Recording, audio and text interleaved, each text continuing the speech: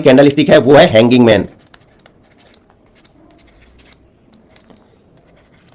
ठीक है, हमारी जो कैंडल स्टिक है वो है हैंगिंग मैन। अब हैंगिंग मैन के रूल्स को पहले समझ लेते हैं कि इसमें क्या क्या रूल्स मैंने बनाए हुए हैं। सबसे पहली चीज तो अगर इसको हम 5 मिनट के चार्ट पे देख रहे हैं, ध्यान से सुनिए। कैंडल स्टिक की सबसे अच्छी खूबसूरती है ना कि कैंडल स्टिक का स्टॉप लॉस जो होता है वो बहुत छोटा होता है और जो उसका टारगेट होते हैं वो बहुत बड़े होते हैं। मान लीजिए कैंडल स्टिक का स्टॉप लॉस अगर 1 रुपया है तो टारगेट होकर 4 रुपए, 5 रुपए, 6 रुपए निकल के आते हैं। लेकिन ये चीजें तभी आपको दिखेंगी जब आप कंटिन्यू प्रैक्टिस करोगे। 1-2 दिन के देखने से आपको चीजें नहीं होंगी, या फिर ऐसा होता है कि आप 1-2 दिन स्टॉप लॉस हुआ तो आप चीजों को भूल जाते हो। अगर आप इसको 5 मिनट में देख रहे हो तो ये ध्यान रखिएगा, 5 मिनट में देख रहे हैं तो इसको आपको कम से कम 11 से 13 कैंडल का ट्रेंड यहां पे होना चाहिए। ध्यान रखिएगा 11 से 13 कैंडल का ट्रेंड होना चाहिए। ये मिनिमम बोल रहा हूं, मिनिमम। मैक्सिमम आपका 13, 15, 17, 18, 20, 22 कहां पर भी चला जाए, लेकिन 11 से 13 कैंडल का पैटर्न होना चाहिए। ज्यादातर टाइम 11 से 13 नहीं करेगा। तो अगर हम 5 मिनट के चार्ट पे देख रहे हैं तो कम से कम ये ध्यान रखिएगा यहाँ पे 11 से 13 कैंडल का पैटर्न आपके पास होना चाहिए। 11 से 13 कैंडल का मूव होना चाहिए, एक ट्रेंड होना चाहिए 11 से 13 कैंडल का। अगर इसी चीज को आप 15 मिनट के चार्ट पे फॉलो कर रहे हो तो कम से कम आपके पास 7 से 9 कैंडल का मूव होना चाहिए। अगर 15 मिनट के चार्ट पे यही चीजें देख रहे हो, देखिए यही चीज अगर हम डेली चार्ट में फॉलो करते हैं तो डेली चार्ट में अगर फॉलो कर रहे हैं यही चीज, तो इसके लिए कम से कम हमें 5 से 6 दिन का ट्रेंड चाहिए होता है कि 5 से 6 दिन मार्केट एक ट्रेंड में रहा हो। इस 5 से 6 दिन में एक आध दिन रेड कैंडल भी चलेगी, कोई दिक्कत नहीं है, या सॉरी एक आध दिन ग्रीन कैंडल भी, एक आध दिन रेड कैंडल भी चलेगी। क्योंकि हम जो कैंडल की की बात कर रहे हैं हैंगिंग मैन, ये एक बेयरिश पैटर्न है, लेकिन लोग इसको बुलिश समझते हैं। अभी कैसे समझते हैं बुलिश, मैं वो अभी आपको समझाता हूं। पहले ये समझ, हम बैंक निफ्टी और स्टॉक्स में फॉलो कर रहे हैं तो उसके लिए क्या करें। अगर हम यही बैंक निफ्टी में फॉलो कर रहे हैं तो कम से कम आपके पास 200 पॉइंट का मूव होना चाहिए, यानी 200 पॉइंट का एक अप ट्रेंड के बाद ही हम इस कैंडल को फॉलो कर रहे हैं। ध्यान रखिए अगर 200 पॉइंट का हमें अप मूव नहीं मिला, अब ये मान के चल सकते हैं कि 170 से 200 पॉइंट ये मान के चलिए मिनिमम। 170 से मिनिमम तो आपको जाना ही नहीं है, फिर आपको मिलेगा क्या, ये चीज समझिए। तो 170 से कम में तो हमें जाना ही नहीं है यहाँ पे। अगर आप इसी चीज को निफ्टी में फॉलो कर रहे हैं, ठीक है, निफ्टी में फॉलो कर रहे हैं तो कम से कम 70 से 90 पॉइंट का मूव आपको मिलना चाहिए निफ्टी में, तभी हम इस कैंडल को फॉलो करेंगे, वरना हम फॉलो नहीं करेंगे। अगर आप किसी स्टॉक्स में इसको देख रहे हैं, स्टॉक्स में देख रहे हैं तो कम से कम 1.5% का मूव चाहिए। ध्यान रखिएगा 1% का मूव नहीं, 1.5% का मूव चाहिए, यानी 1.5% से 1.5 दिखती कहती है हैंगिंग मैन, इस तरीके की कैंडल दिखती है। ये आपको अभी ज्यादातर लोग इसको क्या बोलते हैं, हैमर बोलते हैं। ये हैमर कैंडल नहीं है, ये हैंगिंग मैन कैंडल है।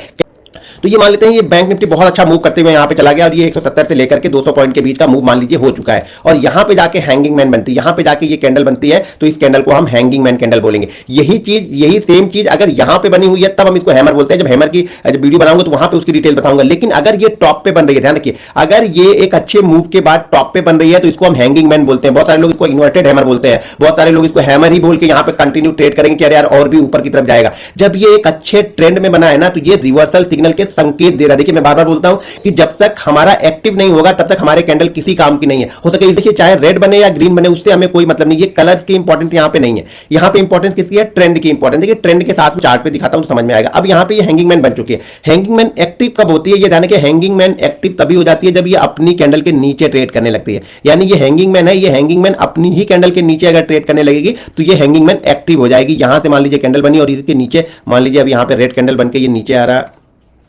तो यहां से अगर ये नीचे आ गई तो ये एक्टिव हो गई। अब कई सारी कैंडलों में मैं आप लोग को बताता हूं कि इसके नीचे क्लोज होने देना, इसको क्लोज नहीं होने देना, हैंगिंग मैन को हमें क्लोज नहीं होने देना। अगर ट्रेंड बहुत अच्छा है तो इसको क्लोज होने की जरूरत नहीं है, ये हमारा एसएल होगा। यानी मान लीजिए बैंक निफ्टी इस जगह पे चल रहा है तो मान लीजिए 42,235 पे यहां पे हाई बनाया, और हाई बनाने के बाद ये नीचे की साइड में जो ये एक्टिव वाला लेवल है ये है, यहां पे 43,250 पे मान लीजिए ये वाली कैंडल बनी है। हैंगिंग मैन कहां बनी, इसका जो हाई पॉइंट है वो है 43,250। तो ये ध्यान रखिएगा, इसका जो स्टॉप लॉस आपका बनेगा वो कम से कम इससे 20 पॉइंट और ऊपर लगा लेना। जो इसका हाई बनेगा ना, उस हाई का 20 पॉइंट और ऊपर चले जाना, वही स्टॉप लॉस को मान के चलना। मान लीजिए 200 का रहेगा, और मान लीजिए ये कैंडल कहां से आ रही होगी, कम से कम 170 से 200 पॉइंट का मूव ये गेन हो चुका होगा। तो मान लीजिए अगर ये कैंडल आ रही है शायद 43,000 से मान लीजिए चलती हुई चली आ रही है, ठीक है, 43,000 से चलती हुई चली आ रही है, 43,250 के पास गई और यहां पे 43,250 का इस कैंडल ने, किस कैंडल ने, हैंगिंग मैन ने लो लगाया, तो ये हमारा एंट्री पॉइंट होगा।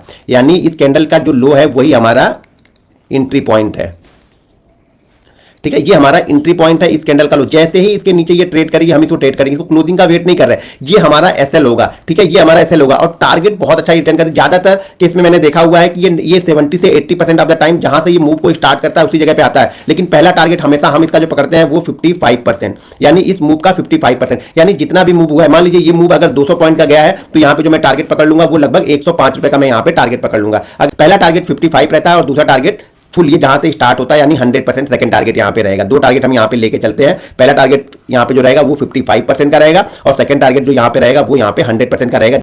आप लोग खरीद सकते हो। चलिए अब चार्ट पे चलते हैं और चार्ट पे कुछ चीजें दिखाता हूं आप। तो दोस्तों ये मैं चार्ट पे यहाँ पे आ गया और चार्ट पे अगर देखेंगे तो ये वाली जो रेड कैंडल बनी है ये हैंगिंग मैन कैंडल है और ये देखिए बहुत अच्छे ट्रेंड के बाद बनी है और ये निफ्टी में है। निफ्टी में मैंने इसको निकाला है तो ये देखिए बहुत अच्छे ट्रेंड के बाद में यहाँ पे ये हैंगिंग मैन बनी है। तो इस हैंगिंग मैन को हम यहाँ पे फॉलो करेंगे तो ये बहुत अच्छा देखिए रिजल्ट यहाँ पे देखी गई है। जैसा कि मैंने बोला कि पहला टारगेट आपको यहाँ पे 55% का रखना है, लेकिन अब ये एक्सपीरियंस के साथ में आपके काम करेगा कि उसी फ्लो के साथ में आ रहा तो हमें डरने की जरूरत नहीं है। देखिए कितना अच्छा यहाँ पे मूव मिला हमें और यहाँ पे जो हमारा टारगेट था 100% का वो टारगेट भी यहाँ पे इसने अचीव कर दिया। 100% आपको छोटी से छोटी क्वांटिटी में यहाँ पे ट्रेड करना है तभी वो चीजें आपको दिखेंगी और समझ में आएगा। मैं कितना भी बोल दूं कुछ कॉन्फिडेंस नहीं आएगा। कुछ लोग बोलते हैं कि आप बोलते हैं बताते हैं तो कॉन्फिडेंस आता है, भाई कोई कॉन्फिडेंस नहीं आता जब तक आपका खुद का पैसा नहीं लगेगा ना और खुद का ज्ञान नहीं लगाओगे तब तक कॉन्फिडेंस नहीं आएगा। मैं चीजों को सिखा सकता हूं, समझा सकता हूं आप लोग को। यहाँ पे देखिए ये भी एक निफ्टी का ही चार्ट है और निफ्टी के चार्ट में यहाँ पे देखिए यहाँ पे हैंगिंग मैन बनी है, लेकिन ये हैंगिंग मैन एक्टिव कहां होगी, ये देखिए इसका लो ये है। कितना अच्छा यहाँ पे आपको ट्रेंड मिला, ट्रेंड के बाद में हैंगिंग मैन बनी और हैंगिंग मैन यहाँ पे एक्टिव हुई तो पहला टारगेट हमारा इसका 50% लगभग यहाँ पे इसने अचीव कर लिया 55%। उसके बाद थोड़ा सा अप मूव मिला और उसके बाद फिर से वापस नीचे की साइड में आए। देखिए अगर